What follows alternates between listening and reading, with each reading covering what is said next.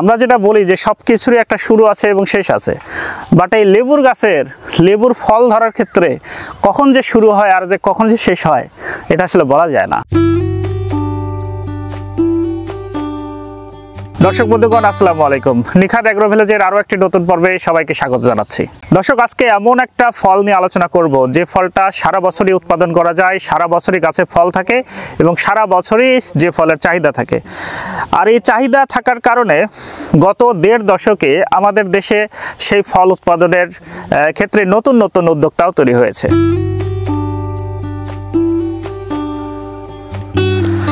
দর্শক, মান্নান ভাই মূলত ছিলেন একজন মাছ চাষি। দীর্ঘদিন তিনি মাছ চাষের সাথে জড়িত, এখনও তার বেশ কয়েকটা পুকুর আছে, তো সেখানে তিনি মাছ চাষ করেন। মাছ চাষের পাশাপাশি তিনি প্রথমে এই বাগানে শুরু করেছিলেন বড়ই গাছ, মানে বড়ই চাষ শুরু করেছিলেন। 1-2 বছর যাওয়ার পরে যখন দেখলেন যে বড়ই অ্যাকচুয়ালি যখন বড়ই ফল আসে তখন সবার গাছে একসাথে ফল আসে, আর মার্কেটে যখন সেটা একসাথে যখন চলে যায় তখন কিন্তু সেটার দাম কমে যায়। আর এই দাম কমে যাওয়ার কারণে তিনি একটু চিন্তার মধ্যে পড়লেন, তাহলে কি করা যায়।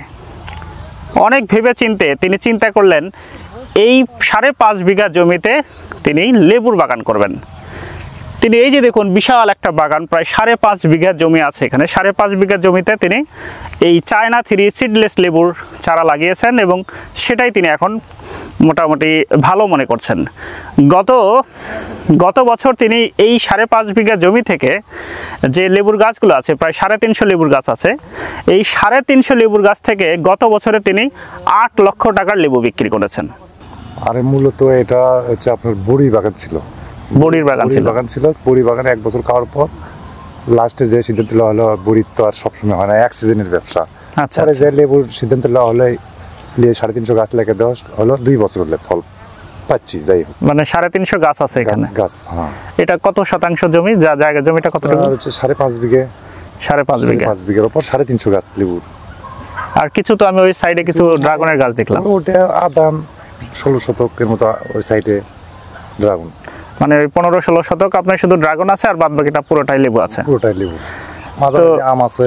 আচ্ছা আচ্ছা আচ্ছা, আম আছে। আম সামনে বার থেকে আশা করা যায়, গাছগুলো কেবল হয়ে উঠলো এই মুহূর্তে। তো আপনি বড়ই বাগান বাদ দিয়ে এরপরে ফুট করে আপনি লেবুর বাগান করলেন কেন?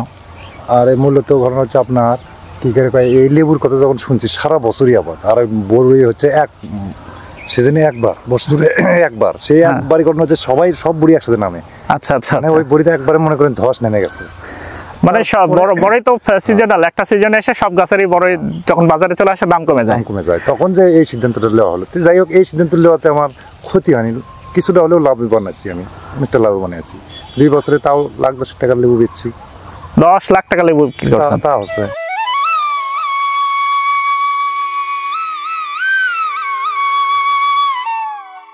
গতবার মনে করেন, তাও মনে করেন 8 লাখ 8.5 লাখ টাকা বিক্রি করছি। 8 লাখের টাকা বিক্রি করছেন, আর এই বছরে আসে বছরে এই সিজন পড়ে গেছে, এখন প্রথম সিজন এটা চলতেছে। এখন লেবুর বাজার কিরকম? লেবুর বাজারে একবারে খারাপ, যার উপর আর আজকে কত করে বিক্রি করলেন?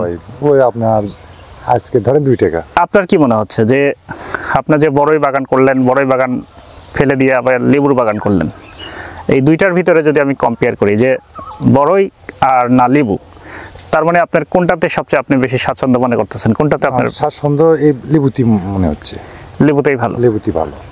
তো আপনার একটা গাছে এখন যে পরিমাণ ফল আছে, মানে এই সিজনের কথা বলতেছি, রানিং সিজনে একটা গাছে যে পরিমাণ ফল আছে, তাহলে একটা গাছে আপনি কত টাকা লেবু বিক্রি করবেন মনে করতেছেন?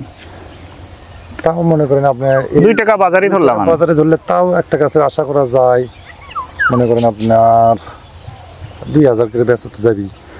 আমার শেষ দেখি না, আমার চোখে পড়েই না, মানে অল টাইম ফুল আর ফল আসি গাছত আসি অল টাইম, মানে তুলে শেষ করা যায় না। এই দিক থেকে তুললে না যেতে আরেক দিকে দিছে, ফুল ফুল ধরেই আছে, বাজার এটা ধরছে, এই যে অল টাইম, মানে ফুরনের কোনো অপশনই আমি দেখিনি। এই 2 বছর হলে যে এই আবারটা করছি আমি, দেখশন করছি আমি নিজেই, তবে আমি নিজে যা দেখতেছি খুব ভালো।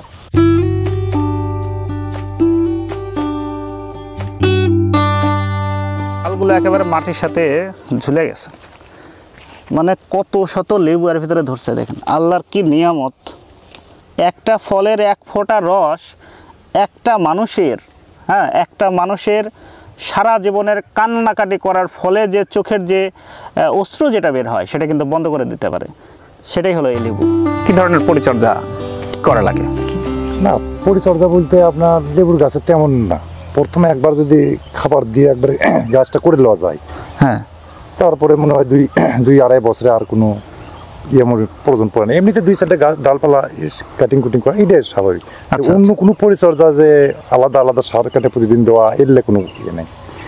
মানে একবার লাগালে তেমন বিশেষ কোনো পরিচর্যা করতে হয় ওই না। যে একবার লাগাচ্ছি, লাগে একবার দিছি কাটে, ওই একবারে এখন 2 বছর আমি খাচ্ছি, এখন পর্যন্ত কিছু প্রয়োজন মনে করিনি। আর খাবার দেওয়া, সারটার দেওয়া লাগে না? সারটা ওই যে হয়তো কিছু পানি দিয়ে মনে করেন আপনি ইয়ে করে হিসাব করে একেবারে ডেনতি সিটে দিই, আচ্ছা, যা খায়।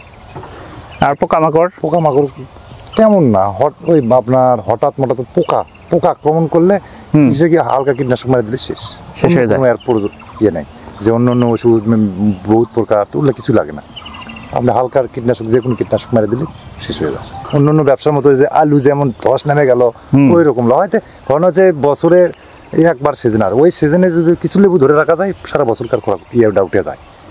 আর সারা বছর আপনি কি করে 50 পয়সা আপনি 1 টাকা বেচলেও ক্ষতি হয় না। 1-2 মাস যদি ব্যবসা করা যায়, 2 মাস না।